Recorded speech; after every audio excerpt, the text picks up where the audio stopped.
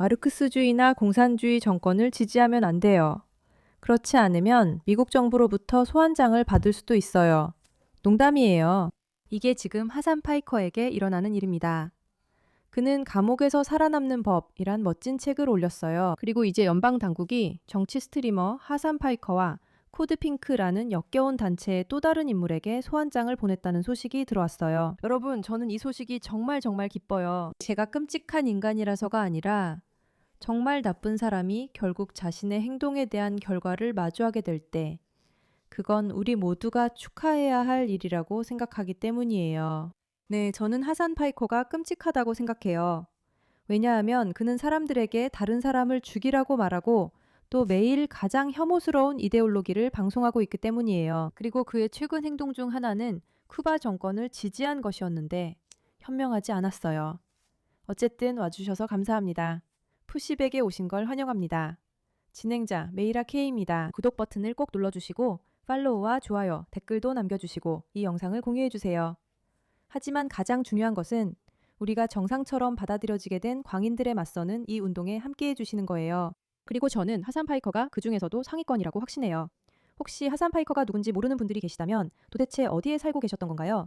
만약 정말 아무것도 모르셨다면 제가 알려드릴게요. 그는 수백만 명의 팔로워를 가진 스트리머로 실제로 믿기 힘들 정도로 미친 이념과 폭력을 조장하는 사람입니다.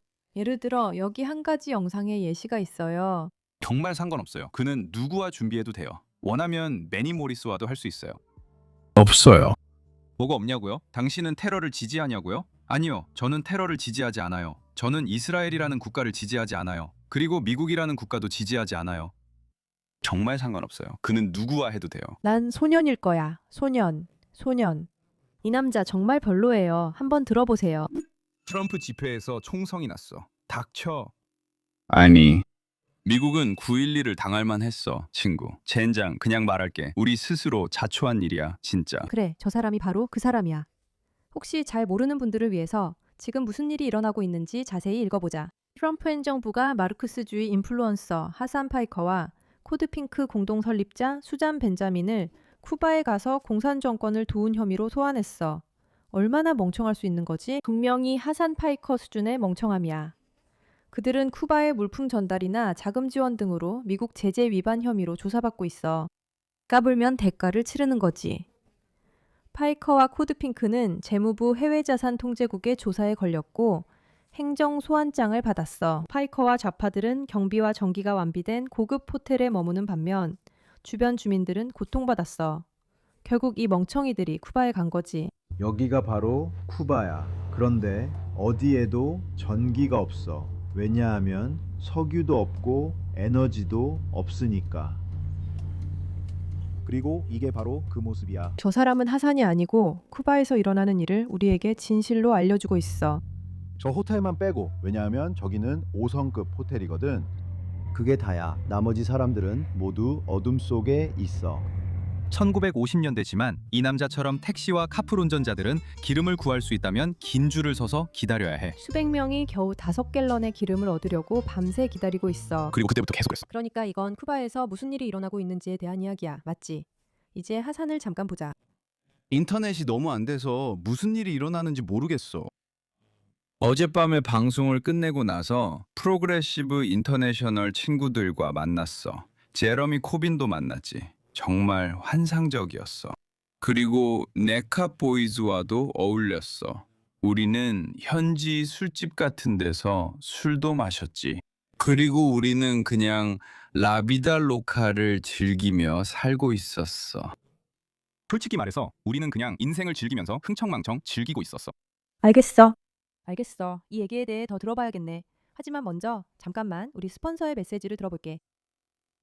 크루즈 선박에서 한타 바이러스 발생 소식을 보셨을 겁니다. 이는 팬데믹이 중요한 교훈을 줬다는 점을 다시 상기시켜줍니다. 새로운 바이러스가 나타나면 의료 체계는 금방 과부하되니 거기에 의존하지 않는 편이 가장 좋아요. 그래서 저는 필요하기 전에 웰니스 업체의 전염병 비상 키트를 집에 미리 준비해 두는 것을 추천드려요. 온라인으로 지금 주문하세요. 이 키트에는 의사 처방 약과 호흡기 증상용 네뷸라이저가 포함되어 있습니다. 이런 증상이 없길 바랍니다. 다음 감염병이 발생했을 때 허둥지둥하지 않고 이미 중요한 약과 호흡기 도구를 바로 사용할 수 있게 준비해 두실 수 있어요. twc.health/twc.health/mirak로 가셔서 코드 MIRA K를 입력하시면 최대 33달러를 절약하고 무료 배송도 받으실 수 있어요. 키트는 미국 거주자만 이용할 수 있습니다. 모두 건강하세요.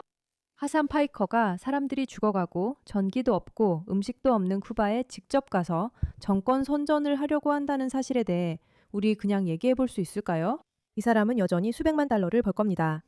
그게 정권이 똑똑하다고 여기는 방식이기 때문이죠. 그리고 물론 제가 그가 정권으로부터 직접 돈을 받았는지 확실히 아는 건 아니지만 만약 정부가 그를 소환할 수 있다면 그 사건에 대한 어떤 증거가 있을 가능성이 높아요. 이 남자는 쿠바에서 도대체 뭘 하고 있었던 걸까요? 우리는 닉 셜리가 쿠바에서 촬영하려고 했을 때 무슨 일이 있었는지 알고 있어요. 그는 큰 공경에 처했죠. 그런데 이 남자는 어떻게 그냥 들어갔다가 나올 수 있었던 걸까요?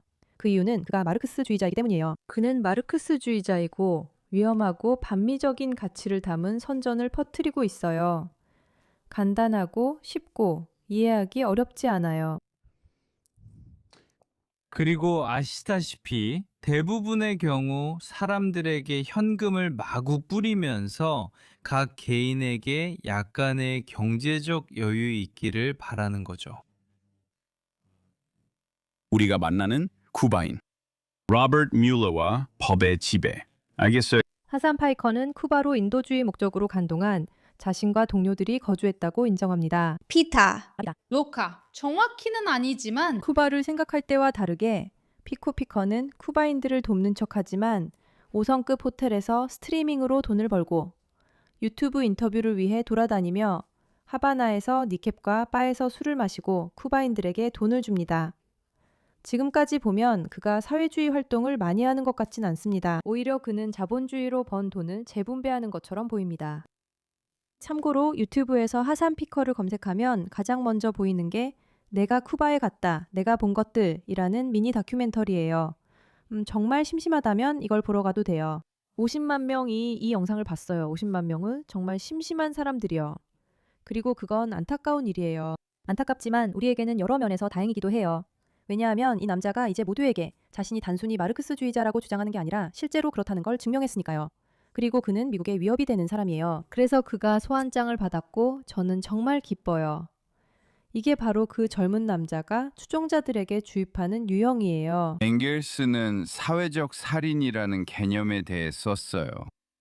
그리고 브라이언 톰슨은 유나이티드 헬스케어의 CEO로서 엄청난 사회적 살인을 저지르고 있었어요. 이 나라에서 체계화된 폭력의 형태들, 빈곤의 구조적 폭력, 그리고 영리 목적에 돈을 내야만 이용할 수 있는 의료 체계의 존재합니다.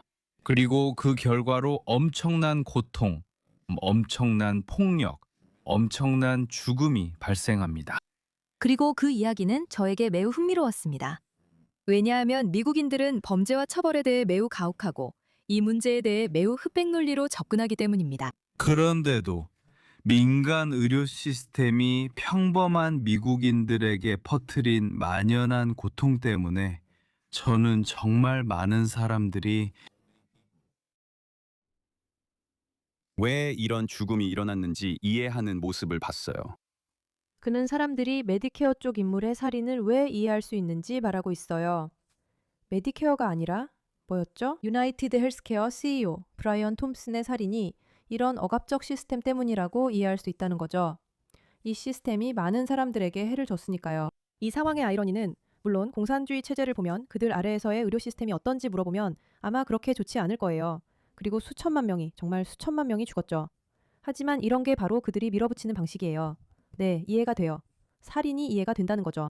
그리고 참고로 이 사람이 지지해온 정치적 살인의 수를 따져보면 정말 충격을 받을 거예요. 진짜로 놀랄 거예요. 알겠죠? 이 사람이 여러 차례 정치적 폭력을 지지했다는 사실도 있습니다. 함께 살펴봅시다.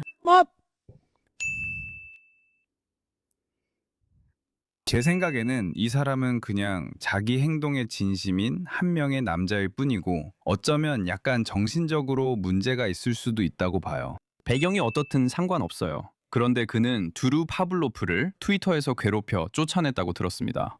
클립이 끊겼습니다. 좋아요. 여기 있네요. 메디케이드 사기. 당신은 릭 스컷을 죽일 거예요. 알겠어요. 메디케이드 사기에 신경 썼다면 릭스팍을 죽였을 거예요. 이것도 들어보세요. 스콧이에요. 스팍이 아니라. 정말 지긋지긋해요.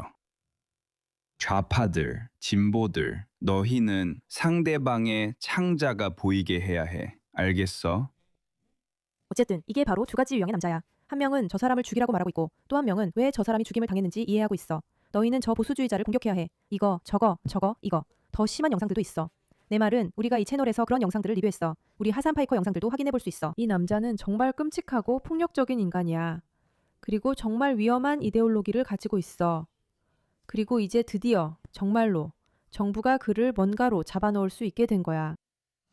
나는 이날을 기다렸어. 단순히 소환장뿐 아니라 체포까지 갔으면 해. 이 남자가 라이브 스트리밍을 그만두고 젊은이들을 자신의 이데올로기로 조종하지 못하게 해야 하니까. 나도 표현의 자유를 지지하지만 그가 감옥에 갈 정도로 선을 넘었길 바란다. 이 문제에 관심 가져줘서 고마워.